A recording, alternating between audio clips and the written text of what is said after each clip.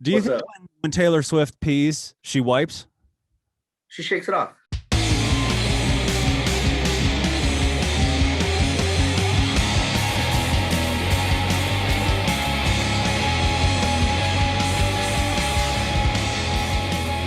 No one wants to be Peter Chris, Lois, not even Peter Chris. What's going on, everybody? This is Trendkill Radio, a rock news show about all things rock, except for when it's not. Brought to you by the When We Were Young Festival and extra large shoes for women. Only at Dress Barn. Dress Barn. Dress for when you're living in a barn. Big shoes. Taylor Swift has giant feet. I'm your host, Sean Ryan. And I am Coley Colgate. And this is another episode of Trendkill Radio. Please be sure to subscribe. Hit the notifications. You gotta hit those notifications because they fuck us. They fuck us. Yeah. They don't want me to say that on YouTube, but here we are. Taylor Swift. And that's who we're kind of talking about. But I mean, it is seated in rock because we are actually talking about Damon Albarn of, you know him best from Blur. And the Gorillaz.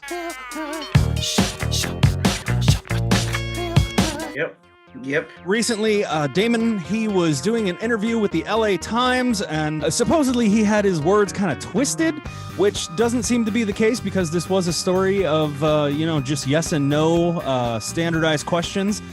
He wasn't giving a big lengthy speech or anything like that. So, Yeah, I mean, like an expose or anything like that. It was just like, hey, how are things going? What's going on in the world sort of questions.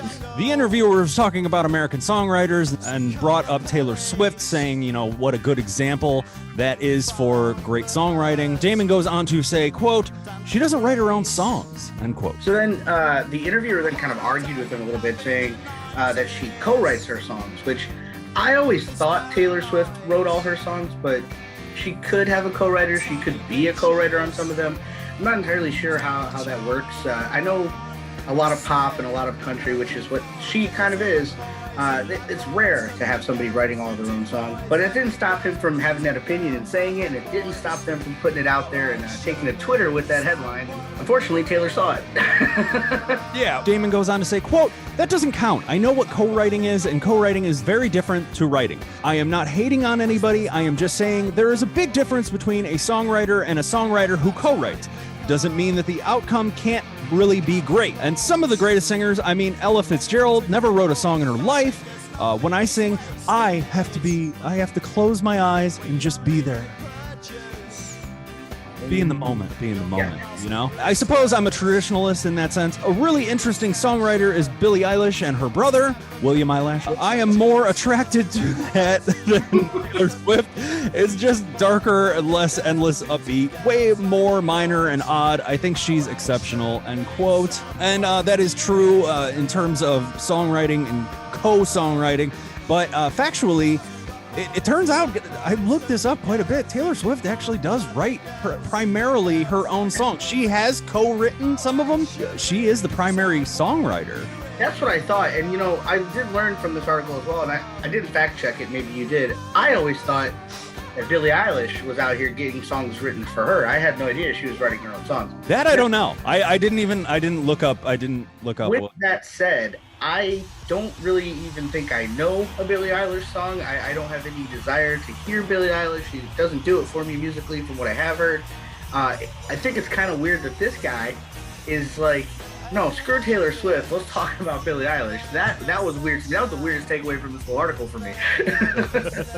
Well, you know that song, I'm a bad guy. Yeah. It's like you would like 30 people, somewhere and crank out a hit song. As it is, as it goes, But hey, if she wrote that, that's great. But yeah, Taylor Swift was not happy when she saw the article. What did she say? She basically... Wait, hold on. I'm gonna let you finish. But Beyonce had one of the best videos of all time. Okay, all right, Kanye. finish. Okay, Kanye. All right, finish. Go ahead. So Taylor responded to the Los Angeles Times tweet and basically added Damon. She literally added him and said, I was such a... She took to Twitter? She took to Twitter and said, "I was such a big fan of yours until I saw this. I write all of my own songs. Your hot take is completely false and so damaging. You don't have to like my songs, but it's really fucked up to try and discredit my writing. Wow." And that's straight from the Taylor's mouth. I never heard Taylor. her swear before. I mean, not that I heard her swear. I didn't ever think of the word fucking and Taylor Swift unless you were saying shut that fucking Taylor Swift off. Like, I didn't think that's something she would say, but she said it. And, we don't want to anger any Swifties out here, man. They're a vicious group.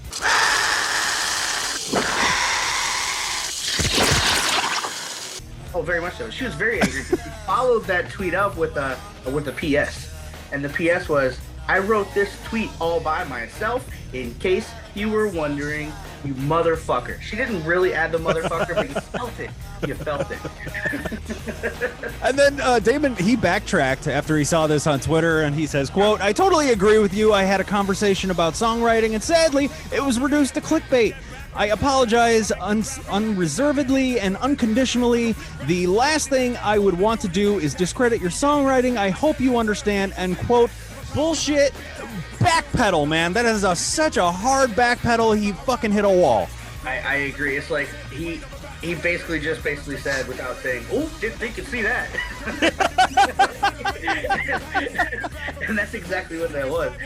Now, did they use that article as clickbait? Absolutely, they did. But they quoted him. It's a direct quote. He said it. He said what he said. So, hey, there's that. I don't disagree with him not liking her music, but I guess don't knock the hustle, man. Don't knock the hustle. She's writing her own songs. Let her write her own songs. Give her the credit she deserves. Yeah, I don't know any Taylor Swift songs except for like maybe Shake It Off or something. But I mean, obviously the girl's got a great following. She is presumably very talented and very pretty girl. And, I got nothing really bad to say about her.